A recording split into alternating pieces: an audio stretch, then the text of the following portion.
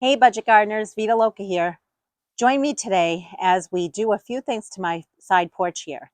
If you noticed, I have gotten rid of all my spring containers.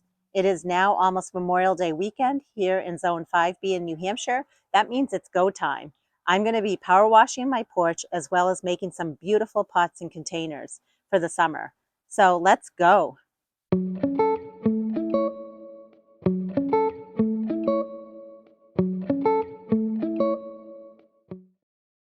So my porch has vinyl railing as well as trucks for the flooring. So I'm going to be really careful when I'm power washing the trucks. But you can tell it is pretty disgusting and really needs a nice cleaning. I'll show you what I'm going to use to power wash. And also I will take you step by step with the pots that we're going to make. It's going to look so much better.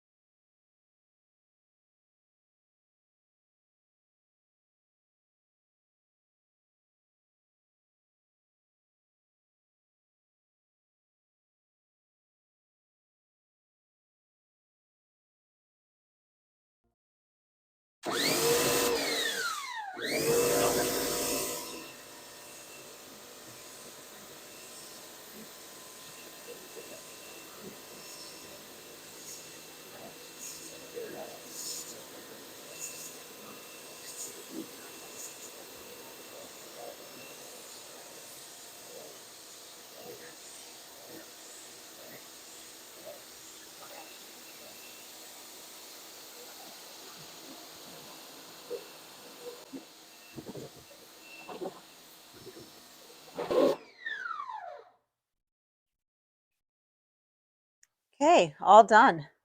My husband and I both took turns and it was a combined effort. So, a few things, sometimes you might do an area and power wash it, but then you do a different area. Like maybe I did down here first, and then I power wash some of this. And when I power wash this, some more of the dirty material came off and went back on the trucks. I had to go back and redo the trucks. So, those are some things to keep in mind. I wanted to make sure that when I'm power washing, I'm not getting too close. I don't want to ruin my trucks. So you just want to make sure that you're just being mindful of that. Also, when I was power washing the siding of my house, I want to make sure that I'm not power washing straight up. I want to just go straight on like this, but not up, because you want to make sure that you're not getting the water underneath the siding down to where the wood is. You don't want that to rot. So just things to keep in mind if you are going to go ahead and power wash. So I got the side porch all power washed and all the furniture has been cleaned and washed up. So I'm taking a break from that porch. We're now at my front porch. And what I'm going to do here is I might as well power wash this porch as well. We have some rain coming. So I figure while the power washer is out, I might as well just get this job done and power wash this porch as well. So let me get all the furniture, the hanging baskets moved, and then I'll go ahead and power wash this porch.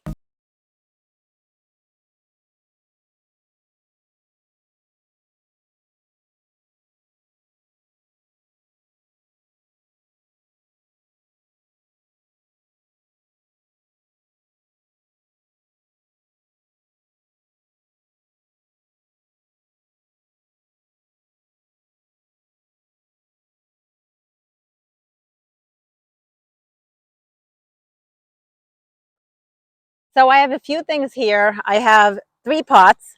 What we're going to do is we're going to do one pot together and then I'll do the other 2 and I'll show you what they look like in the end.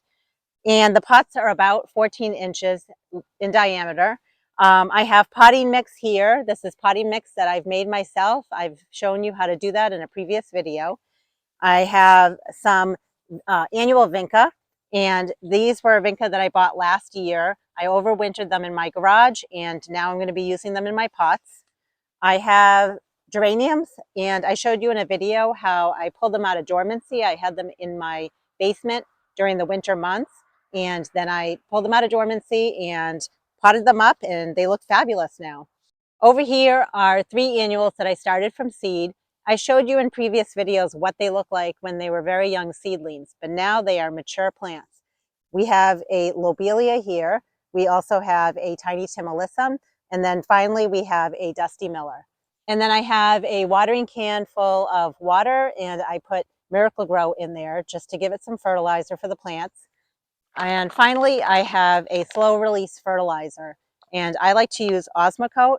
I bought this in bulk, so I got a good price for it. And what we're going to do now is just go ahead and start building our first container. So let's go. First thing I'm going to do is fill up my pot with my potting mix. And this potting mix is not pre-moistened, so I'm going to add a little bit of water in it as I go and mix it around.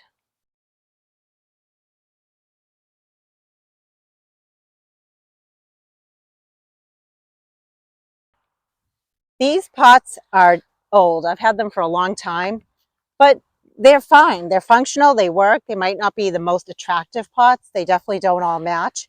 But I'm all about reusing things that I already have in my house. I don't need to go out and buy a whole bunch of nice looking pots when I already have pots that are here. And honestly, the pots should be attractive, but what I think should be more attractive are the plants that are inside the pots. And that's what I'm focused on here. I'm going to add a little bit more water.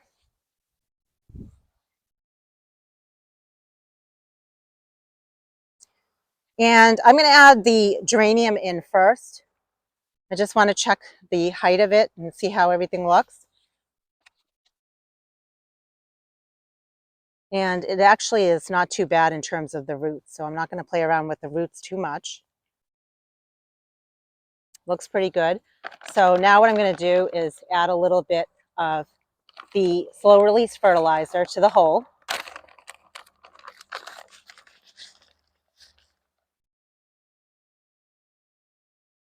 I don't measure things out. I just put just a small amount. What I'm going for here is I want some nice pots for Memorial Day weekend, Independence Day. I just think it's a nice red, white, and blue type of pot. What I'm going to do next is just keep adding more potting mix now. I knew that the geranium was very tall, so that's why I wanted to put that in first.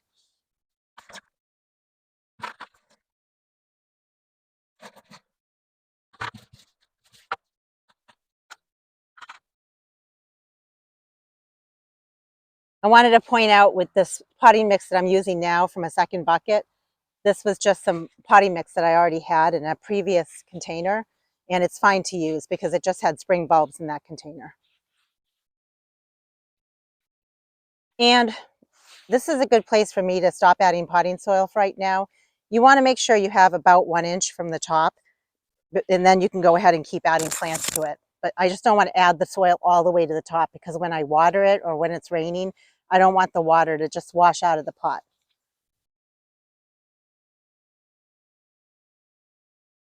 So I look at this as my thriller. This is the nice tall piece that's in my pot. And the next thing I'm going to add is one of the many spillers that I have in this pot. And this is the Vinca that I bought last year and overwintered in my garage, and I was able to divide it into many pieces.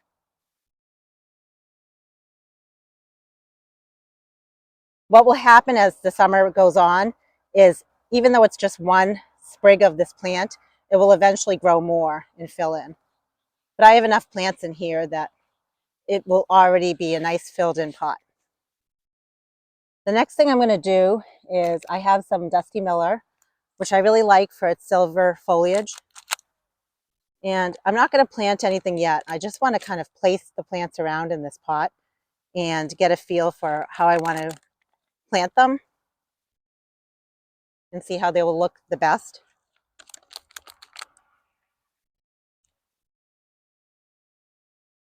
And I know the Dusty Miller eventually do get quite large. So as they get larger, if I need to trim them a little, I can do that. Here's my blue Lobelia. They're a little leggy, but they should be okay. I'm just going to lay them down. I have so many plants that I started from seed. So my goal is to really fill these pots to their maximum potential.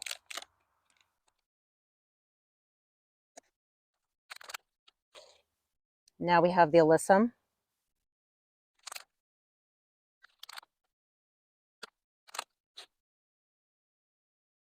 Kind of going for the white, blue, white.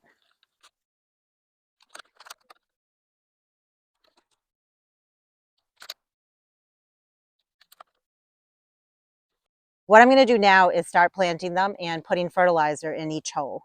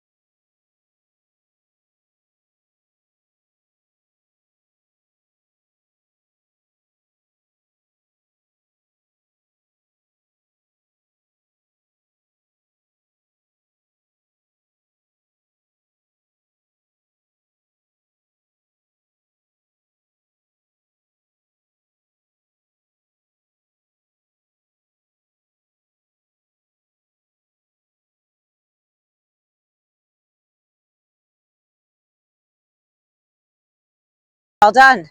I wanted to end it with a blue here, so I took out a white one because I wanted to continue the blue and then the white and the blue pattern. And again, this Vinca will eventually get bigger and fill up this space. All of this should fill in very nicely. I'm just going to go ahead and fluff up the plants a little.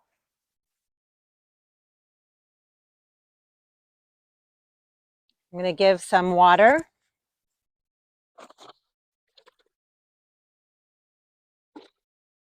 And a couple of things I'm going to watch are the leaves of the geranium. If I find that they're shading some of the Dusty Miller, I can always remove some of the lower leaves, but for right now I'm going to leave them. And also, it is very important to deadhead your geraniums as soon as blossoms start to go by. So if you look at these 3 blossoms, this one here is almost fully gone by. There's just a few flowers left on it, but I want to show you how I go about deadheading it. You basically follow the plant down to the end of the stem, and you just want to take that stem off. Just snip it. You can use a cutter or just pull it off. And I know it hurts to do that because there were still a few more blooms on there, but I wanted to show you what it looks like. This will continue to grow and be a nice plant, but it is important to keep deadheading your geraniums. And another thing that I could do if I want to, as the summer goes on, is I could shear back the Lobelia as well as the Alyssum because they might get a little bit more leggier. And so just to keep them vigorous, I can do that later in the summer. And if I do end up doing that, I'll show you how to do that. All right, let me go ahead and just make my 2 other pots and I'll show you what they look like in the end. All 3 pots are finished. I think that they came out great. And they're only going to look better as the heat kicks in and the summer approaches. I'm excited. These are going to be wonderful for this coming Memorial Day weekend and through 4th of July, Independence Day, and through the rest of the summer. Time to start placing the pots where they're going to go.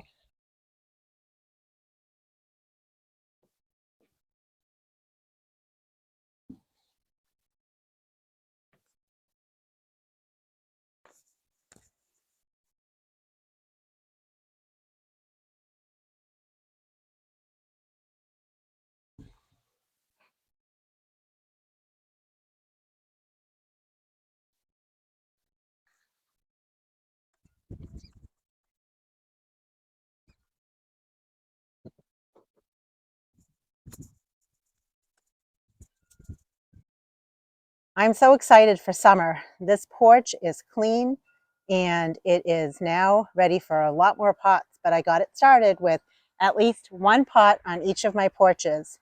So please be sure to stay tuned to see the progress on these pots and as I add a lot more pots to my porches.